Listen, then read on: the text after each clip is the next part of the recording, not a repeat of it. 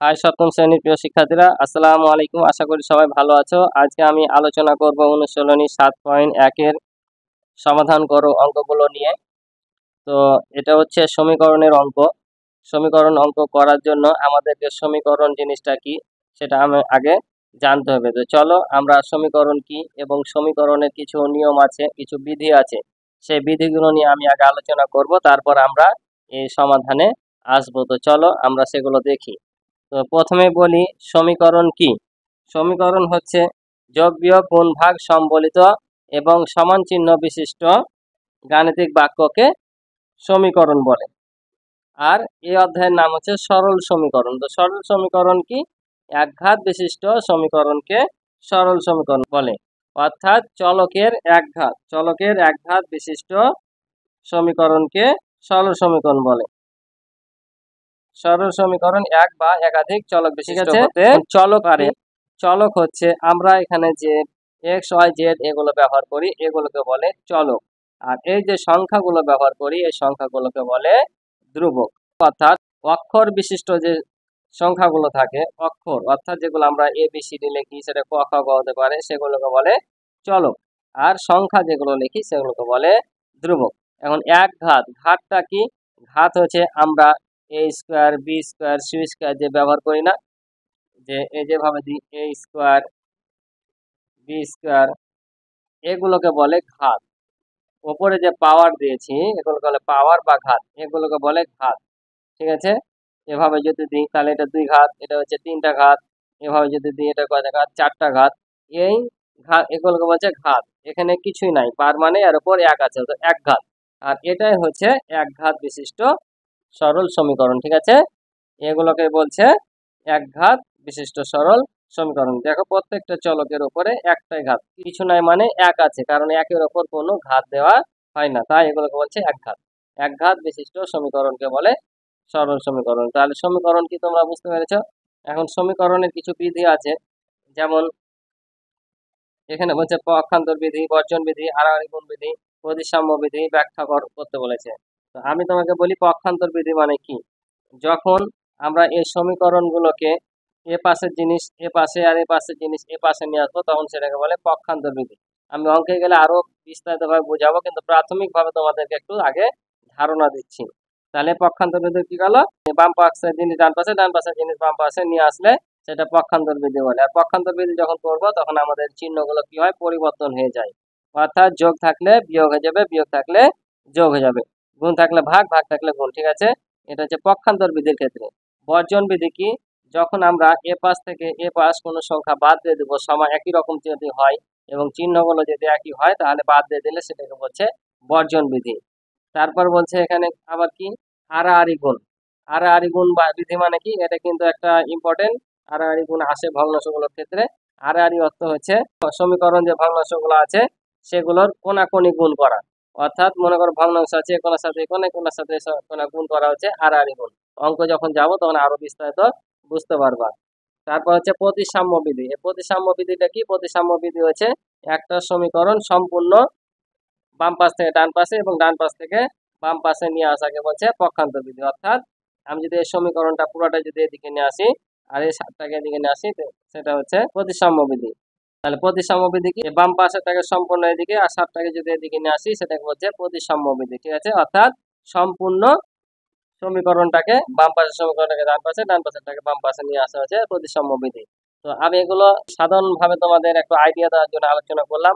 অঙ্ক যখন করব তখন বিস্তারিত ভাবে তোমাদের বুঝিয়ে দেবো। তো চলো অঙ্কগুলো আমরা করি, তাহলে তোমরা আরো ক্লিয়ার হবা। তো দেখো শুরুতে 1 নাম্বার অঙ্কটা দেওয়া আছে 4x + 1 2x + 7, এটা আছে।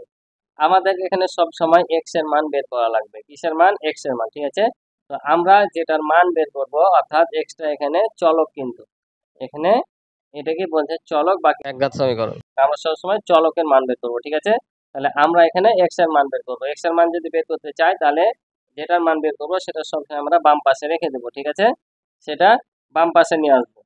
তো আমরা বা এখানে মধ্যখানে যদি সমান থাকে, এটা হচ্ছে সমীকরণের চিহ্ন, সমানটা হচ্ছে সমীকরণের চিহ্ন। ঠিক আছে, তাহলে আমরা যখন এই সময় সমান থাকবে মধ্যখানে তখন বা চিহ্ন দেবো। বা এর কয়েকটা রূপ আছে, এখানে বা দিতে পারো অথবা ওয়ার দিতে পারো অথবা এই চিহ্নটা দিতে পারো, ঠিক আছে। এই তিনটা দিয়েই এই বা বোঝায়, ঠিক আছে। যেটা খুশি সেটা দিতে পারো, ঠিক আছে। তাহলে এখন আমরা এই 4x-টাকে এদিকে নিয়ে আসবো, এই 4x-টাকে এখানে রেখে দিলাম, এই 2x-টাকে এদিকে নিয়ে আসবো, কারণ আমাদের বের করতে হবে কি x এর মান। তো x এর মান বের করতে চাইলে x যতগুলো থাকবে সবগুলো আমরা কি করব, এই বাম পাশে নিয়ে আসবো, আর এই যে ধ্রুবকগুলো আছে এই ধ্রুবকগুলোকে ডান পাশে নিয়ে যাবো, ঠিক আছে। তাহলে এই 2টা যদি এদিকে নিয়ে আসি, তাহলে এই 2 এটার সাথে কি অবস্থায় আছে, 7টা এটার সাথে যোগ আছে আর এর সামনে কিছু নাই, তার মানে এটার সামনে যখন কিছু না থাকবে তখন জানবা সবসময় এই সংখ্যাটা যোগ চিহ্ন, ঠিক আছে। কিছু না থাকলে যোগ চিহ্ন, অর্থাৎ এটা কি আছে, যোগে আছে। তাহলে আমরা এটাকে এই পাশে নিয়ে চলে আসবো। তাহলে কি বলেছি, এটাকে বলছে পক্ষান্তর বিধি, এক পক্ষের জিনিস আর এক পক্ষে নিয়ে আসছি। এই যে আমি আলোচনা করলাম না, এই জিনিসগুলো এখন কাজ লাগবে, এটাকে বলছে পক্ষান্তর বিধি। তাহলে পক্ষান্তর বিধির ক্ষেত্রে প্লাস থাকলে মাইনাস, মাইনাস থাকলে প্লাস, গুণ থাকলে ভাগ, ভাগ থাকলে গুণ, বিপরীতটা হবে। তাহলে এখানে কি আছে, প্লাস আছে, এদিকে এসে যাবে মাইনাস, সমান সমান এখানে 7 আছে, 7 থাকবে। এই একটাকে এখন এ পাশে নিয়ে আসবো, তাহলে এক এটার সাথে কি অবস্থায় আছে, প্লাস অবস্থায় আছে, তাহলে এ পাশে যে কি হয়ে যাবে, মাইনাস হয়ে যাবে। বা তাহলে 4x থেকে 2x বাদ দেবো, তাহলে 4x থেকে 2x বাদ দিলে কত হয়, 2x সমান সমান 7 থেকে যদি আমরা 1 বাদ দিই তাহলে কত হবে, 6 হবে, ঠিক আছে। বা এবার দেখো এখানে আমাদের মান কিন্তু 2x এর মান বের করতে হবে না, বের করতে হবে সবসময় শুধু x এর, x y z যে চলকগুলো থাকবে সেটা। তাহলে এই দুইটাকে আমাদের কি করতে হবে, এ পাশে নিয়ে চলে আসতে হবে, কারণ দুইয়ে তো আমাদের দরকার নাই। দুইটা x এর সাথে কি অবস্থায় আছে, গুণ অবস্থায় আছে, এখানে কোনো চিহ্ন নাই মানে কি গুণ অবস্থায় আছে।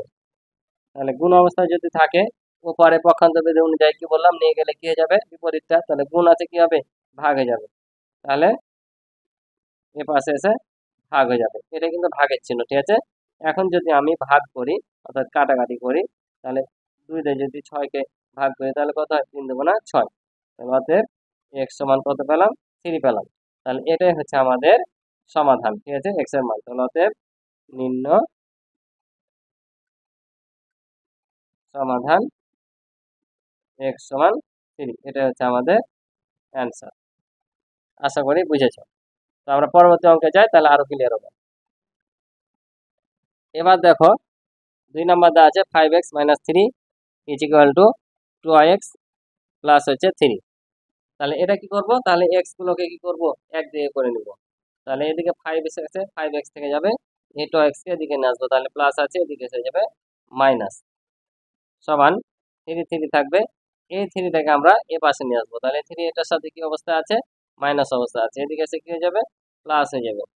তাহলে বা এবার দেখো 5x, 5x থেকে যদি আমরা 2x বাদ দিই তাহলে এখানে কি থাকে, 3x, এটা যোগ করলে হবে 6। বা আবার x এর সাথে 3টা কি অবস্থা আছে, গুণ আছে, ওদিকে যে কি হয়ে যাবে, ভাগ হয়ে যাবে। এটি চিহ্ন কিন্তু ভাগের চিহ্ন, ঠিক আছে। এই অঙ্কের ক্ষেত্রে এই ভাগ না দিয়ে এভাবে দিবা, 3 2 6, তাহলে অতএব x সমান কত পেলাম, 2 পেলাম। তাহলে অতএব নির্ণয় সমাধান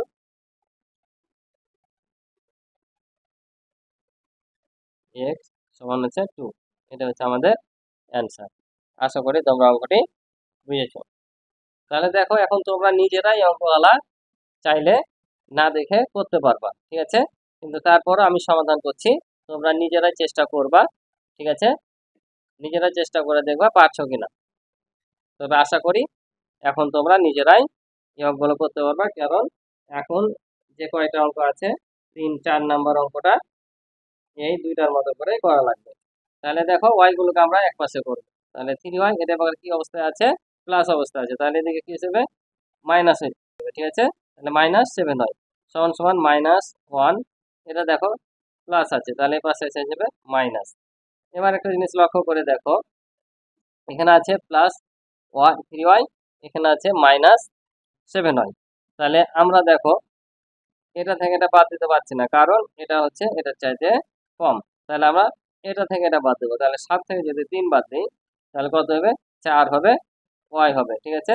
অর্থাৎ এখানে 3টা y, 3y বলতে 3টা y, এখানে 7টা y বোঝায়, তাহলে 7টা y থেকে যদি 3টা y বাদ দিই তাহলে 4y হবে। কিন্তু এখানে প্লাস হবে না মাইনাস হবে বলতে পারো, এখানে মাইনাস হবে, কারণ আমরা মাইনাসটা থেকে বাদ দিয়েছি, ঠিক আছে। আমরা এখানে মাইনাস থেকে বাদ দিয়েছি, মাইনাসটা বড়, তো এখানে মাইনাস চিহ্ন বসবে। আর এখানে দেখো এটাও মাইনাস, এটাও মাইনাস, তাহলে এটা কি বিয়োগ হবে? বিয়োগ হবে না, কারণ যখন সমজাতীয় চিহ্ন থাকবে তখন যোগ হয়ে যাবে। চিহ্ন বসবে মাইনাসই, ঠিক আছে, কিন্তু যোগ হয়ে 2 বসবে, ঠিক আছে। চিহ্ন কিন্তু যেটা থাকবে সেটাই। তাহলে আমরা যখন কি করি, এখানে 2 আর 4 যোগ করি, এটাও প্লাস এটাও প্লাস, তখন কি হয়? 6 হয়, ঠিক আছে না? 6 হয়। তাহলে আমরা যদি -2 থেকে -4 এরকম এমন করি, তাহলে এখানে যেমন প্লাস ছিল, দুটা যোগ করেছিলাম 6 ছিল, তাহলে এটা যোগ করলে কত হবে? 6 হবে। এখানে মাইনাস মাইনাস আছে, তাই এখানে মাইনাস হবে, ঠিক আছে। গুণ করলে মাইনাস মাইনাসে প্লাস হয়, কিন্তু এটা আমরা যোগ করছি তাই -6 হবে, ঠিক আছে। তাহলে এখানেও এমন কি হলো, -1 যোগ করলে -2। তাহলে বা আমরা এ ওয়াইটাকে এ পাশে রেখে দেবো, আর এই -4টাকে এদিকে পাঠিয়ে দেবো। তাহলে ওয়াই এর সাথে 4টা কি অবস্থায় আছে? গুণ অবস্থায় আছে। তাহলে এই পাশে এসে কি হয়ে যাবে? ভাগ হয়ে যাবে। গুণ থাকলে ভাগ, তাহলে -4y আছে, -4y নিয়ে চলে আসবো। এখন দেখো, এটা 2 একে 2, 2 দুগুণা 4, আর এই যে মাইনাস মাইনাস এটা উঠে যাবে, অর্থাৎ উপরে মাইনাস নিচেও মাইনাস। মাইনাস মাইনাসে কি হয়ে যাবে? ভাগ করলে এটা প্লাস হয়ে যাবে, অর্থাৎ মাইনাসটা উঠে যাবে। তোমরা এইভাবে কাটিয়ে দিতে পারো মাইনাস, অথবা এমনিতে তোমরা কাটিয়ে দিতে পারো, ঠিক আছে। অর্থাৎ উপরে মাইনাস নিচে মাইনাস থাকলে মাইনাস মাইনাসে কেটে যাবে। যেমন আমরা কি করি, উপরে 2 নিচে 2 থাকলে 2 দিয়ে কাটিয়ে দিই, তেমন মাইনাস আর মাইনাস যদি থাকে, মনে করো মাইনাস মাইনাস কেটে যাবে। তাহলে আমাদের এখানে y সমান কি থাকলো? y সমান থাকলো, উপরে কিছু আছে? নাই। উপরে কিছু না থাকলে সবসময় জানবে 1 আছে, আর নিচে 2, ঠিক আছে। নিচে যদি 1 থাকে তাহলে সে 1 এর দাম নাই, বসানো লাগে না, শুধু ওপরেরটাই বসে যায়। কিন্তু যদি ওপরে 1 থাকে তাহলে 1 কিন্তু বসবে, ঠিক আছে। তাহলে উপরে থাকলো 1 আর নিচে থাকলো 2, মাইনাস মাইনাস কেটে গেছে, তাহলে y এর মান হচ্ছে 1/2, অর্থাৎ হাফ। এটা হচ্ছে আমাদের অ্যান্সার। আশা করি তোমরা অঙ্কটি বুঝেছো।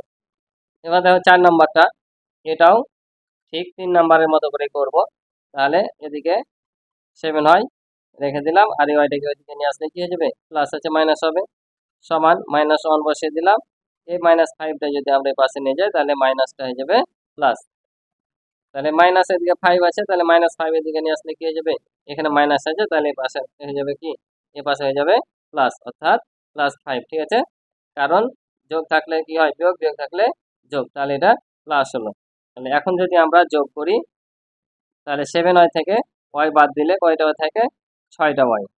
যেহেতু এখানে প্লাস থেকে বাদ দিয়েছি তাই প্লাস হবে। যদি এটা মাইনাস হতো, এটা প্লাস হতো, তাহলে এখানে -6 হতো, ঠিক আছে। যেহেতু প্লাস তাই প্লাস বসলো। এখন দেখো, +5 থেকে -1 যদি বাদ দিই, তাহলে কত থাকে? 4। +5 থেকে -1 বাদ দিলে 4। যে সংখ্যাটাকে বাদ দিব তার চিহ্ন বসাবো, ঠিক আছে। যেটা বড় সেটা থেকে আমাদের বাদ দিতে হবে। এমনি নর্মালি ধনাত্মক সংখ্যার চাইতে, অর্থাৎ প্লাস সংখ্যার চাইতে মাইনাস সংখ্যা যত বড় হোক না কেন ছোট। কিন্তু এই অঙ্ক বোঝানোর ক্ষেত্রে মনে রাখবা, যেটা বড় হবে সেটা থেকে বাদ দিব এবং তার চিহ্নটা বসাবো, ঠিক আছে। আর তার চিহ্ন কিভাবে বুঝবো? এই যে সামনে যার যেটা থাকবে চিহ্ন, সেটাই হচ্ছে তার চিহ্ন। যেমন এই চিহ্নটা হচ্ছে +5 এর, এই চিহ্নটা হচ্ছে 1 এর, ঠিক আছে।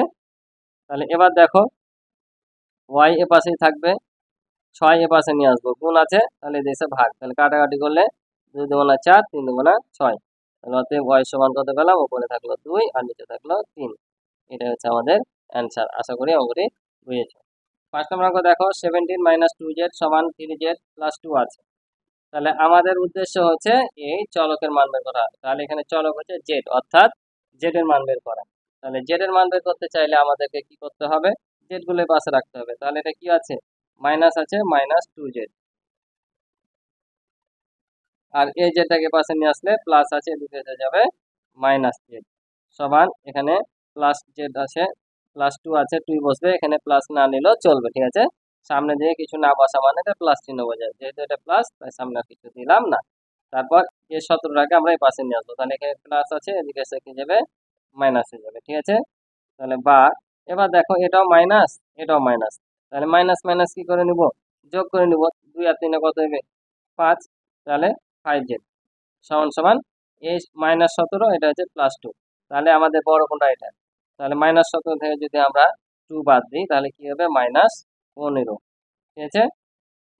তারপর জেড এদিকে রাখবো, এই -5টাকে পাশে নিয়ে আসবো। তো -5টা জেড এর সাথে কি অবস্থায় আছে? গুণ অবস্থায় আছে, তাহলে এদিকে এসে হয়ে যাবে ভাগ, তাহলে হবে -5।